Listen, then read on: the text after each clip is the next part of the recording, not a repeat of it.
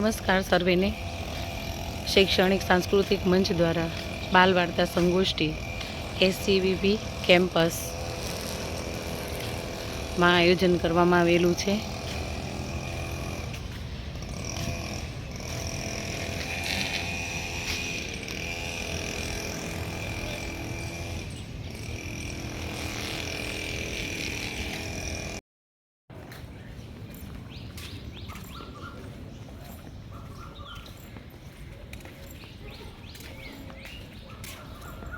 गुलाब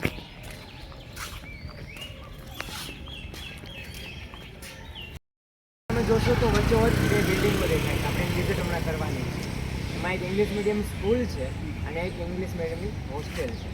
જે સ્કૂલ છે English મીડિયમની school એની અંદર 36 દેશના 857 વિદ્યાર્થીઓ ભણે છે. જે આના અલગ અલગ NRI વિદ્યાર્થીઓ હોય છે અથવા તો અધર કન્ટ્રીઝથી અહીંયા ભણવા માટે આવેલા હોય છે. સાથે સાથે આ સંસ્કૃત મીડિયમ. આવો જ પ્રશ્ન અમારા જે ગુરુદેવ છે પૂજ્ય માધવ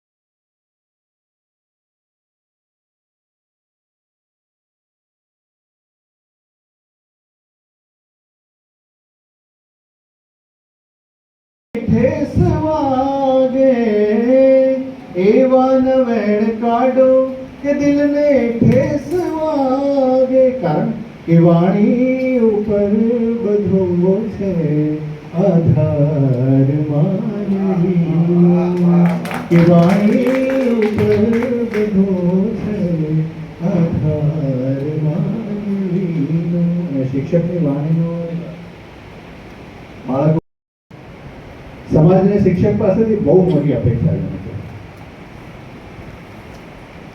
થોડું અતિશયોક્તિ લાગે તો માફ કરજો, પણ હજુ પણ ક્યારેક ક્યારેક તમને એમ થતું હોય કે આપણે સુધી નહીં ઉન્નતિ ના પતન સુધી ન ધરા સુધી ના ગગન સુધી નહીં ઉન્નતિ ના પતન સુધી ફકત આપણે તો જવું હતું બસ એક મેક મન સુધી દિવસો જુદાઈ ના જાય છે એ જશે જરૂર મિલન સુધી મારો હાથ ઝાલીને લઈ જશે मुझ शत्रुओ जे स्वजन सुदे दिवसो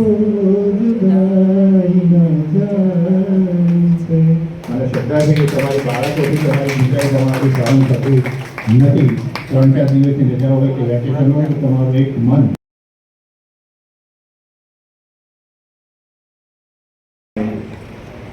અને આદરણીય વડીલ બેનશ્રી શ્રદ્ધાબેન પુલકિતભાઈ હંમેશા પુલકિત શહેરો અને સમગ્ર ગુજરાતનું એક બહુ લાડીનું નામ બની ગયું છે એવા આદરણીય પુલકિત જોશીને સલામ અને વાલકર. આવા નિશાલભાઈ બહુ સૌજન્યશીલ એવું વ્યક્તિત્વ બેસે તો મને કંઈ વાંધો નથી, પણ મને એમ અંદરથી એવું થાય કે એક બહુ સન્માનનીય એવી પ્રતિભા છે અને એને સ્ટેજની ગરિમા સાથે એ પ્રતિભાને જોડવી જોઈએ, એટલે મેં એમને એ સન્માન આપવાની કોશિશ કરી છે. આત્યંતિક હું નથી અને કોઈના ઉપર હિંસા કરનારો પણ નથી. તો મારે ઘણી વખત કોઈને અટકાવવા નથી હોતા.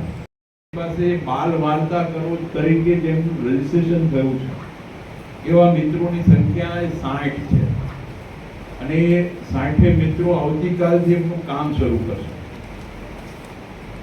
જો આ સંજોગ કેવો આપણને મળ્યો છે કે આપણે આ બાલ વાર્તાઓ શાળાઓ સુધી લઈ જવાનો એક જે સંકલ્પ કર્યો, એક ધ્યેય નક્કી કર્યું.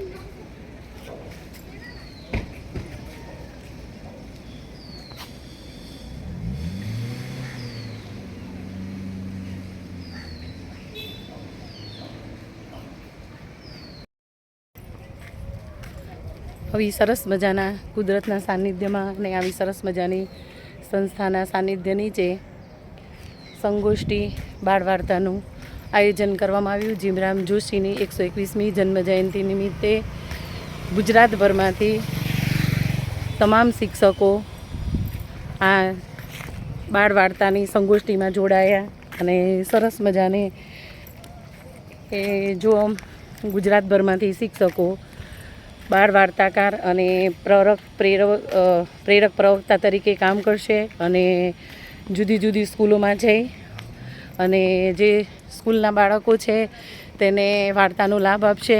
આ રીતે જે જીવરામ જોશીની 121મી જન્મ જયંતિ હતી તેની ઉજવણી કરવામાં આવશે.